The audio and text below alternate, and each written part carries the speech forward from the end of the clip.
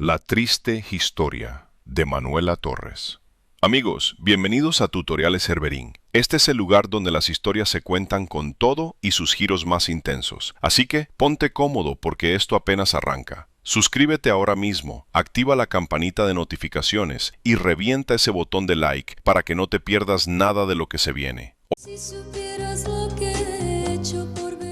Hoy nos vamos a meter de lleno en la historia de Manuela Torres, una voz que parecía intocable, pero que terminó rodeada de momentos incómodos, decisiones que dieron de qué hablar, y una vida que no fue tan perfecta como muchos creían. Vamos a destapar lo que pasó detrás de los aplausos, los romances que encendieron comentarios, y los giros que dejaron a más de uno con la boca abierta. ¿Estás listo para ver la historia completa sin filtros de Manuela Torres?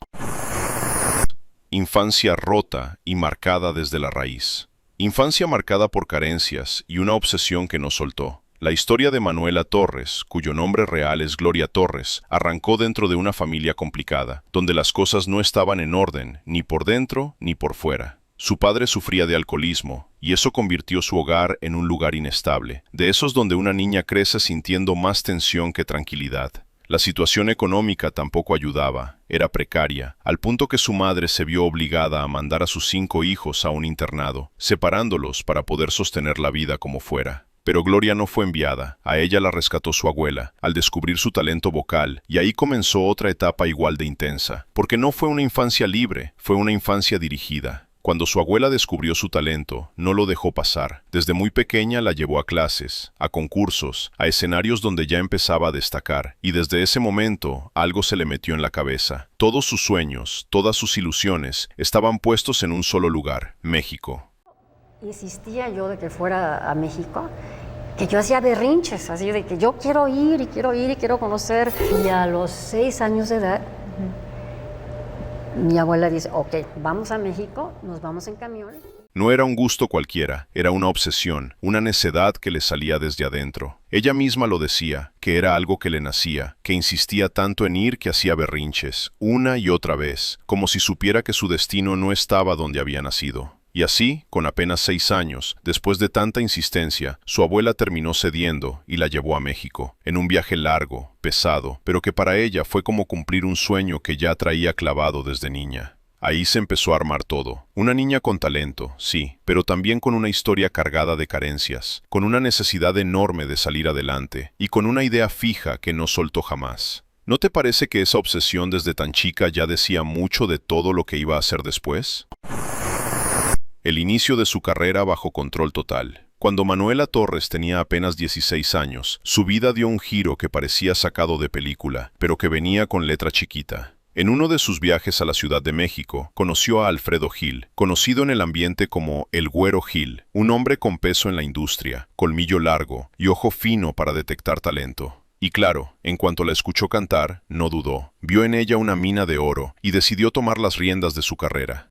Mi abuela así de todo corazón que me dejara y que me dejara empezar un sueño que yo tenía.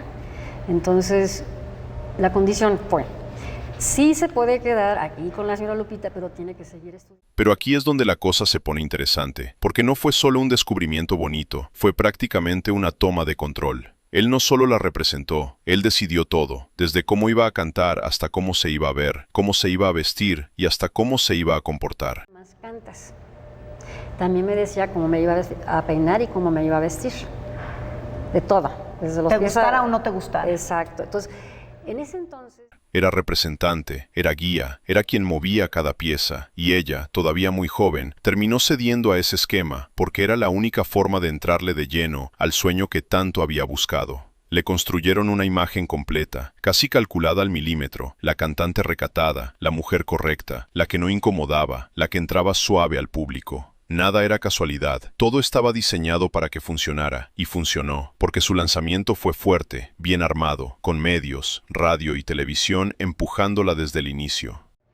Decidía todo, absolutamente todo, era representante, era apoderado, era todo, ¿no? También muy estricto. Pero detrás de ese éxito que empezaba a asomarse, había una realidad que no todos veían: exigencia constante, disciplina extrema y una figura que no dejaba espacio para que ella decidiera por sí misma. El precio de empezar a brillar fue alto y apenas iba arrancando.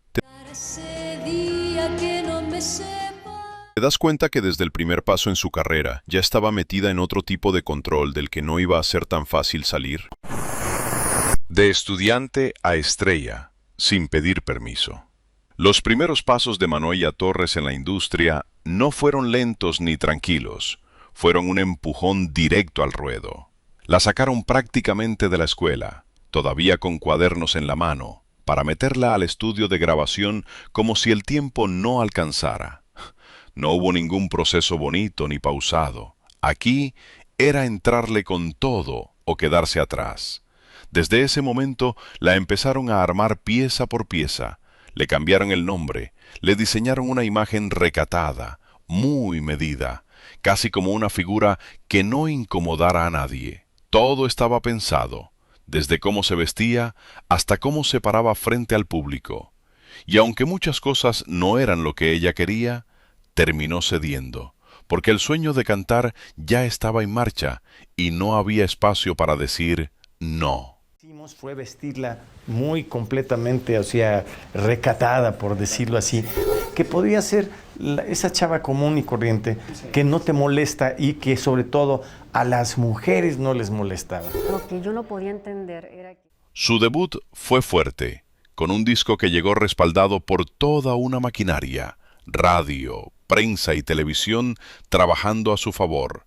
Pero el verdadero golpe vino cuando apareció en Siempre en Domingo con Raúl Velasco. Ahí fue donde el país entero la vio y entendió que no era cualquier cantante.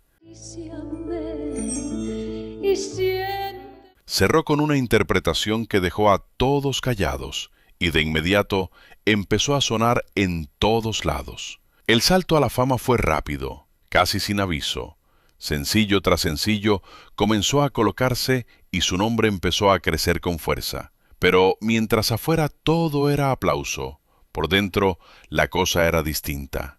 Exigencia brutal, presión constante y una sensación de que nunca era suficiente. Bonito, esto me gustó, siempre había un regaño, ¿no? Pero además de que era un tirano, era un hombre muy bueno, era un hombre muy capaz, muy brillante. Siempre había un regaño, siempre había algo que corregir, como si no le permitieran disfrutar ni un segundo lo que estaba logrando. Y así, en cuestión de nada, pasó de ser una joven con ilusión a una figura que tenía que cumplir expectativas enormes, sin margen para fallar y con todo un sistema encima vigilando cada paso. ¿No te parece que desde ese arranque ya la estaban exprimiendo antes siquiera de dejarla disfrutar el éxito? Matrimonio por presión y una salida que salió peor. Cuando Manoella Torres estaba en pleno auge, conoció en Veracruz a Guillermo Diz del Pasquel durante una presentación en el Tropicana, y lo que parecía un encuentro más terminó cambiándole la vida de golpe. Porque, ojo, ella ya tenía una relación formal en ese momento, pero la presión no vino del corazón, vino de casa, específicamente de su abuela, que prácticamente la empujó a iniciar esa relación. Y ya no va a haber nada de eso, ya voy a ser libre. Y oh, sorpresa, que no es así porque es una gran responsabilidad el matrimonio. Y aquí es donde la historia se pone incómoda, porque no fue una decisión libre, fue una decisión influenciada, casi impuesta. La idea era clara, salir de un control para entrar a otro que parecía más conveniente, y así, casi sin pensarlo demasiado, la relación avanzó rápido y terminaron casándose, como si esa fuera la solución a todo lo que venía arrastrando. Pero en el fondo había algo más. Una ilusión que muchas mujeres han tenido en algún momento, la de creer que casándose van a escapar de una vida rígida, que el matrimonio va a ser la puerta a la libertad, y ella misma lo dejó entrever, que pensaba que así iba a dejar atrás el control que venía cargando desde su representante y desde su propia familia. La realidad fue otra, porque lo que empezó como una salida terminó siendo otro tipo de encierro, una historia que no tardó en volverse pesada, tensa y complicada. De nada, de libre va a ser uno. Él también, con un carácter muy fuerte, otra vez el patrón. Y en medio de ese ambiente llegó su primera hija, Erika. Un momento que debía ser felicidad pura, estuvo marcado por la angustia desde el inicio. El embarazo no fue sencillo. Hubo complicaciones, miedo constante y una relación que no estaba dando el apoyo que ella necesitaba. Hablarle de emergencia porque estaba en Veracruz. Así que no estuvo precisamente en el parto. Exactamente. Aún así, su hija se convirtió en su motor, en ese impulso que la mantenía de pie cuando todo alrededor se tambaleaba. Pero la vida no le dio tregua, porque después vino un segundo embarazo, y ahí es donde la historia pega más fuerte. El bebé nació prematuro, en condiciones muy delicadas, y aunque ella luchó con todo, no logró sobrevivir. Ese golpe no fue cualquier cosa, fue devastador, de los que te dejan sin aire y te rompen por dentro. Sentí muy feo, ¿no? Y el hecho de que tenía esta enfermedad pues era muy delicado. Y mientras ella enfrentaba ese dolor, el entorno no cambiaba. La presión seguía, la soledad también, y la sensación de estar atrapada en una vida que no era lo que esperaba se hacía cada vez más fuerte. ¿Te imaginas cargar con ese nivel de dolor mientras tu vida personal se desmorona al mismo tiempo? Violencia que se volvió rutina y una mente al límite. Después de todo lo que venía cargando, la historia de Manuela Torres dentro de ese matrimonio no se quedó en discusiones ni en malos momentos.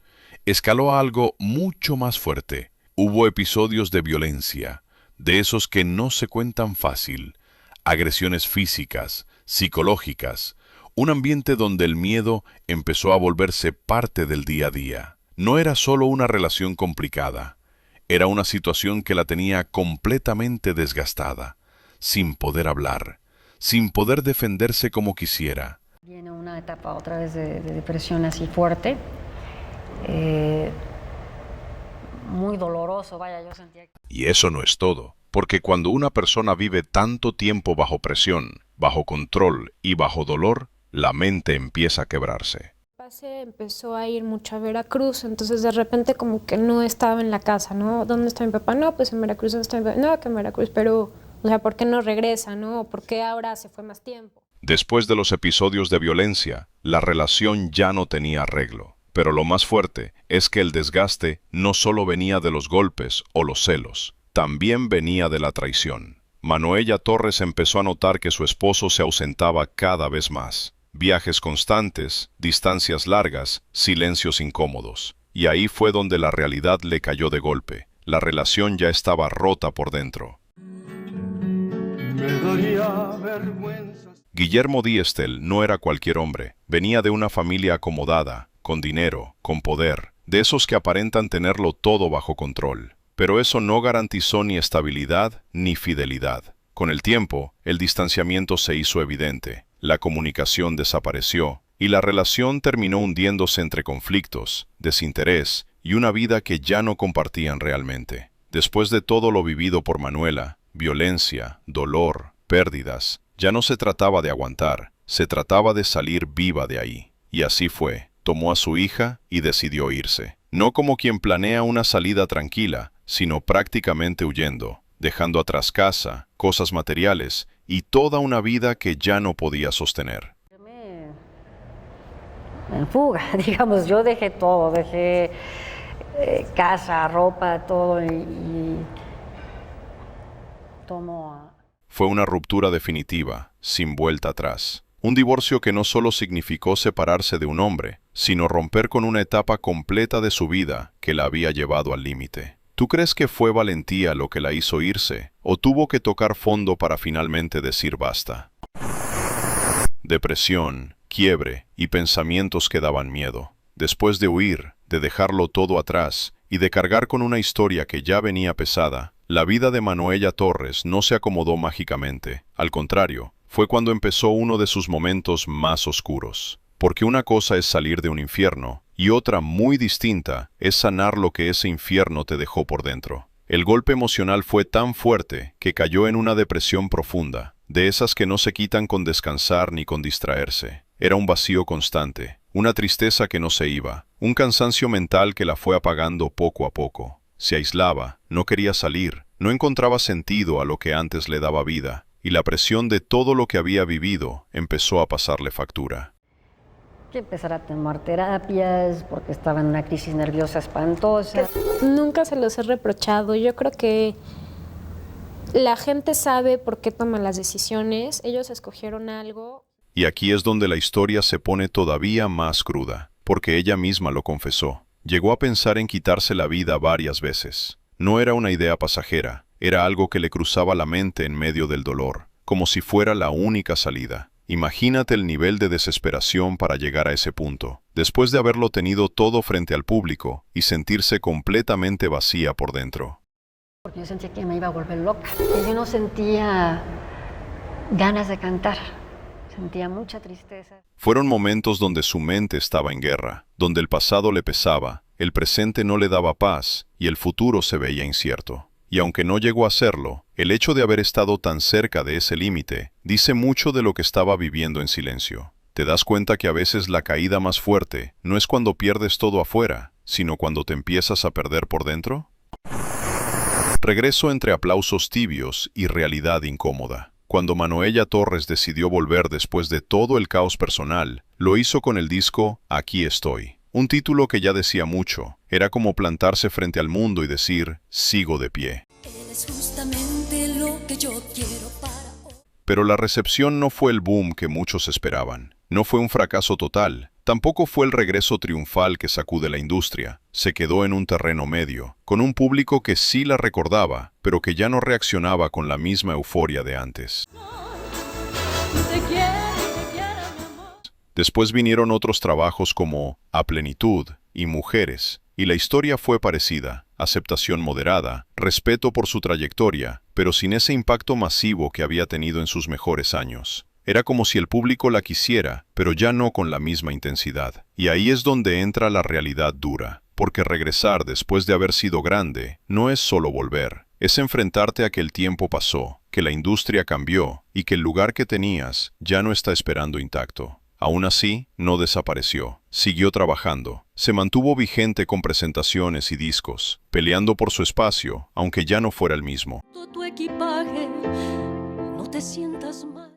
No fue un fracaso, pero tampoco fue la gloria de antes. Fue un regreso con sabor a lucha, a resistencia, a no dejarse caer. ¿Tú crees que el público fue injusto con ella, o simplemente ya había pasado su momento más fuerte?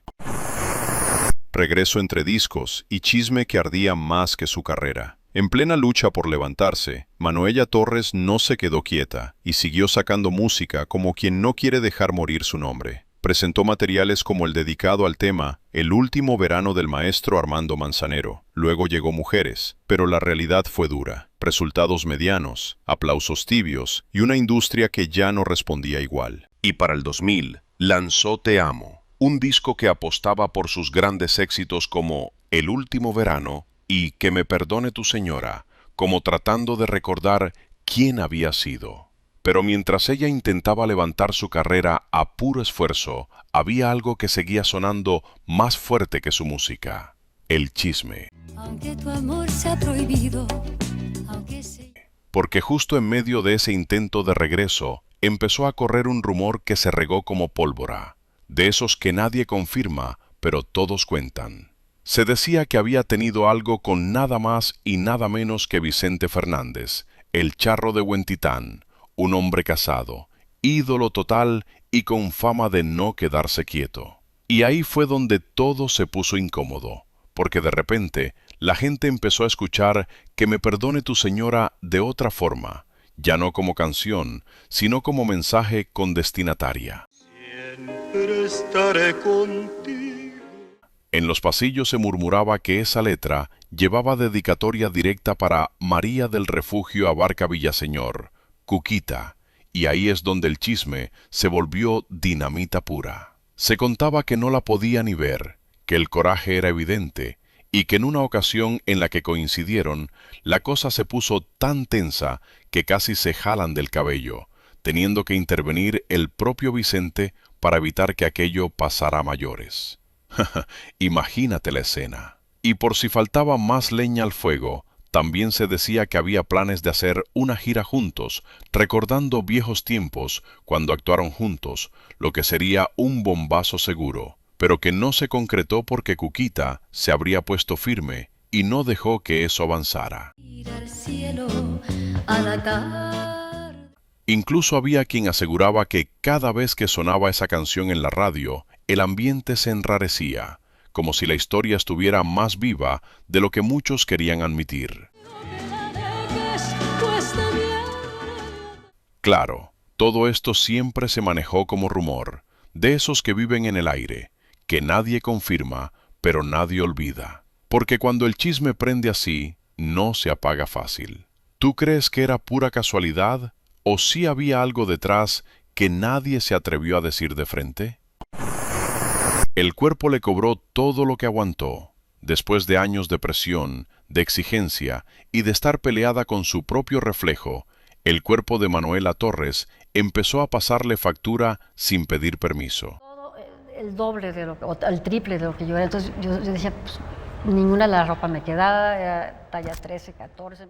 No fue de la noche a la mañana. Fue el resultado de dietas mal hechas, de bajar y subir de peso sin control, de querer encajar en una imagen que le exigían desde muy joven. Y entonces llegó el golpe.